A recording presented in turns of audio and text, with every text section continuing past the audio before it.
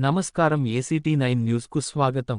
నంద్యాల జిల్లా నందికొట్కూరు పట్టణంలో ఆదివారం రాత్రి కురిసిన భారీ వర్షానికి ప్రభుత్వ వైద్యశాల ప్రాంగణంలో నీరు చేరి చెరువును తలపిస్తోందని సిపిఐ జిల్లా నాయకుడు రఘురామమూర్తి, పట్టణ కార్యదర్శి ఎం శ్రీనివాసులు పేర్కొన్నారు.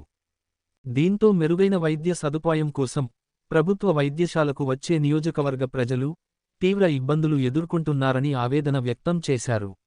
భారీ వర్షానికి వీపనగండ్ల వాగు పొంగి వైద్యశాల ప్రాంగణంలోకి నీరు చేరడంతో చెరువును తలపిస్తోంది. సంబంధిత అధికారులు తక్షణమే చర్యలు తీసుకుని నూతనంగా కాలువలు నిర్మించి ప్రజలకు, వైద్య సిబ్బందికి సహకరించాలని పలువురు కోరుతున్నారు.